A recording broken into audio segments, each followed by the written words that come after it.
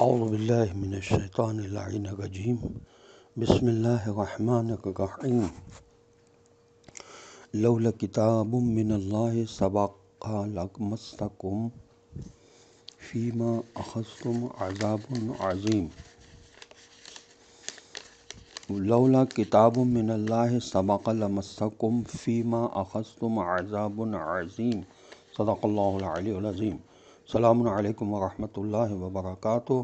سورہ مبارکہ انفال کی آیت نمبر 68 کی تلاوت کا شرف میں نے حاصل کیا، جس کا ترجمہ یہ ہے: اگر اللہ کی طرف سے یہ بات پہلے سے نہ لکھی جا چکی ہوتی تو تم لوگوں نے جو فدیہ لیا ہے اس کے بدلے میں تم کو بڑی ہی سخت سزا دی جاتی۔ تفسیر طبیان میں اس آیت کے ذیل میں لکھا ہے: غیر خدا کا عتاب مسلمانوں پر اصل میں اس بات پر تھا کہ تم نے بغیر خدا کی اجازت کے از خود فدیہ وصول کیوں کیا؟ وہ تو اتفاق سے تمہارا عمل ہماری مرضی کے مطابق ہو گیا، اس لیے تم عذاب سے بچ گئے، یعنی تمہارا کردار تو ایسا نہیں تھا کہ عذاب آ جاتا، مگر کیونکہ تم ہمارے پیارے رسول صلی اللہ علیہ وسلم کی زیر سایہ ہو، اس لیے ان کی وجہ سے عذاب ٹل گیا، جیسا کہ خود قرآن میں فرمایا گیا ہے: وَمَا كَانَ، اور آخر میں ہے أَنْتَ فِيهِمْ، یہ اور آپ کی موجودگی میں ان پر عذاب نہیں آ سکتا۔ فصل الخطاب میں علامہ علی نقی صاحب نے لکھا ہے: اگر اللہ کا نوشتہ پہلے سے یہ نہ ہو گیا ہوتا کہ مالہائے غنیمت اور قیدی تمہارے لیے حلال ہیں تو عذاب آ جاتا۔ یہ تفسیر جلالین میں لکھا ہے۔ جنگ بدر سے پہلے سورہ محمد صلی اللہ علیہ وسلم میں مسلمانوں کو جزیہ وصول کرنے کی اجازت تو دی گئی تھی، مگر شرط یہ لگائی گئی تھی کہ پہلے دشمن کی طاقت کو اچھی طرح کچل دیا جائے، پھر قیدیوں کو پکڑنے کی فکر کی جائے۔ اس لحاظ سے مسلمانوں نے جو قیدی گرفتار کیے اور ان سے فدیہ وصول کیا، وہ دشمن کی طاقت کو کچلنے سے پہلے کیا۔ قریش کے لشکر کے بھاگنے میں اکثر مسلمانوں نے مال غنیمت کو لوٹنا اور کافروں کو گرفتار کرنا شروع کر دیا۔ بہت کم آدمیوں نے دشمنوں کا تعاقب کیا، حالانکہ اگر مسلمان پوری طاقت سے ان کا تعاقب کرتے تو قریش کی طاقت کا اسی روز خاتمہ ہو جاتا۔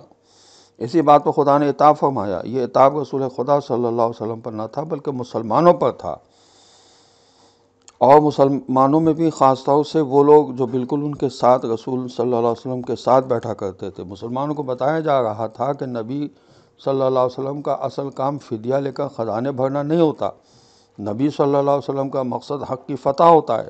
جبکہ تم نے پہلے لشکر کے مقابلہ کرنے کے بجائے تجارتی قافلے پر حملہ کرنا چاہا، پھر دشمن کا سر کچلنے کے بجائے غنیمت لوٹنے پر ٹوٹ پڑے، پھر غنیمت کی تقسیم پر ایک دوسرے سے الجھ پڑے۔ اگرچہ ہم پہلے فدیہ وصول کرنے کی اجازت نہ دے چکے ہوتے تو تمہیں فدیہ وصول کرنے پر سخت سزا دیتے۔ خیر، اب جو کچھ کیا وہ کیا، لیکن آئندہ ایسا نہ کرنا۔ یہ تفہیم القرآن میں لکھا ہوا ہے۔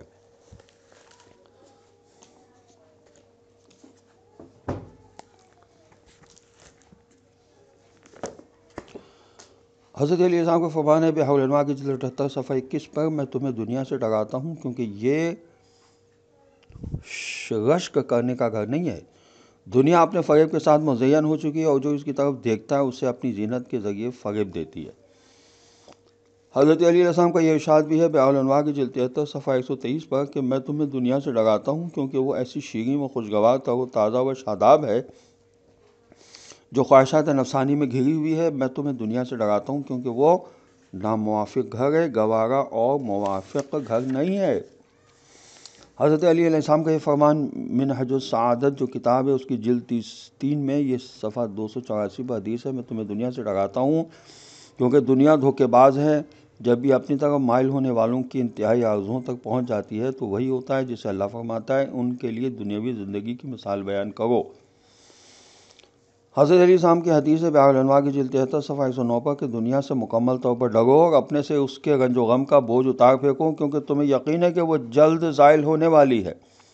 اس میں رہ کر جس قدر تمہیں خوشی ہونی چاہیے اس سے کہیں زیادہ تمہیں اس سے بچنا چاہیے۔